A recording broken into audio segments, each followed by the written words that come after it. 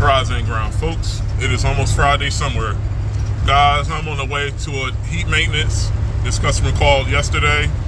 Guys, this is an existing maintenance customer. I think we came out here like maybe 2 years ago to replace a thermocouple on one of the two boilers.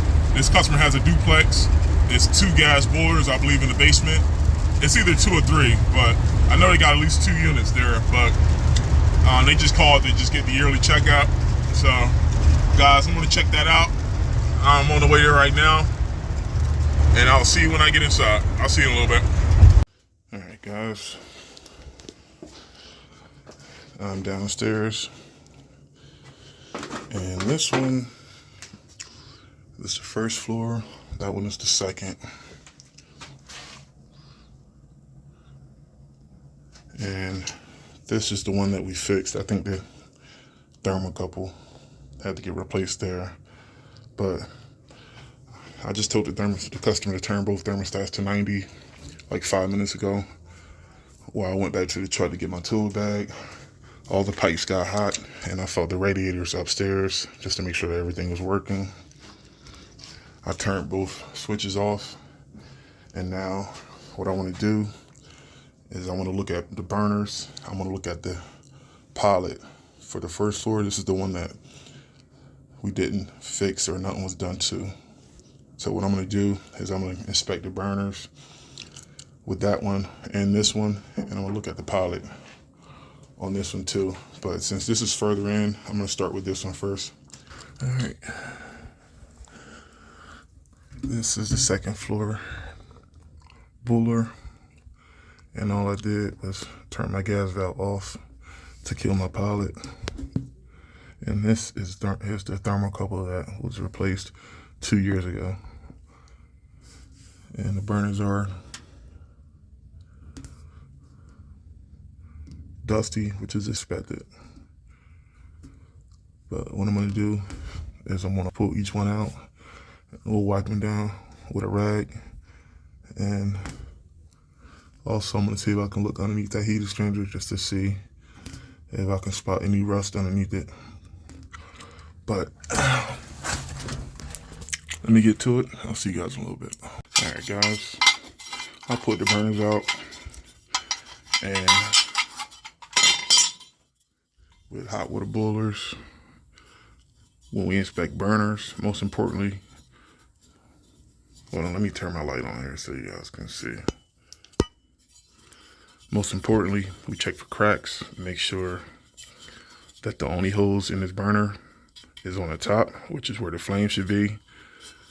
Any other cracks could lead to a very dangerous situation. So you want to inspect each burner, clean them first with like a damp rag, or not a wet rag. You just want it slightly damp just to clean the dust off of it. But guys, from my experience, with steam boilers heats up a lot hotter than hot water boilers. So therefore, from my experience, the burners that we found on steam boilers accrue a lot more wear and tear than what we would typically see on a hot water boiler. But nonetheless, you still want to pull these out, and you want to inspect them just to make sure that they're in safe and good working condition. And most importantly, you want to clean them. This one is okay. And remember, this is the one that we replaced the pilot with a thermocouple in a few years back. But the burners look good. But I can't reach the back of this boiler here with my brush, so I might just get a vacuum cleaner and just do what I got to do back there. But yeah, guys, let me pull that last burner out. I'm gonna clean that,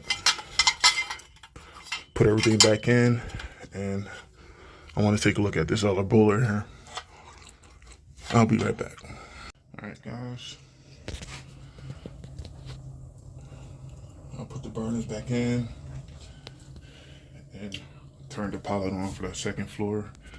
I still got the switch off because I want to wait to turn this on. I don't want to turn this on and have it overheat before I finish the other boiler. So I got the pilot on.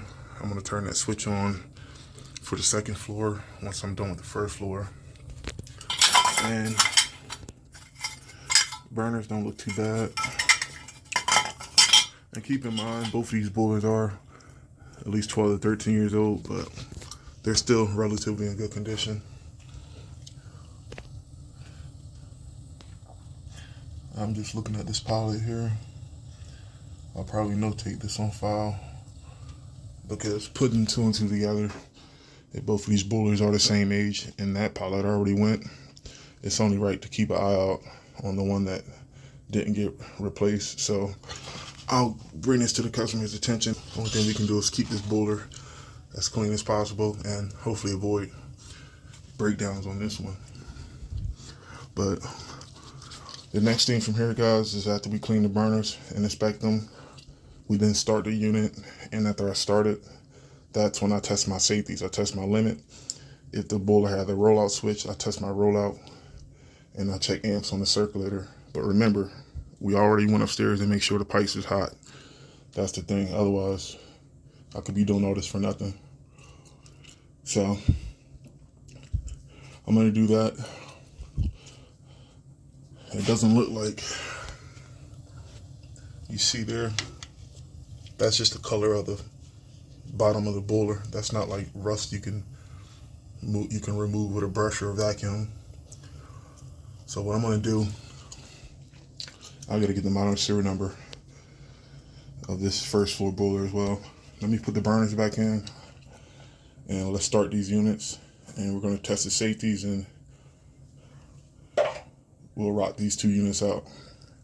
I will see you guys in a little bit. Guys, I got both switches on.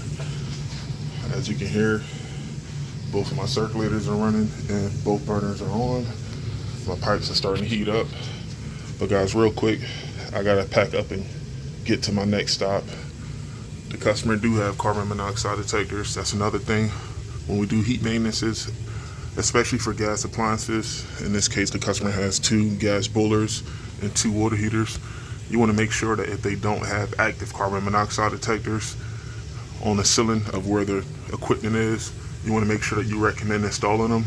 We actually have these in our truck, so that's a good accessory to make sure customers understand that they need in the winter. If they do have a carbon monoxide detector, you want to test it, make sure that it works.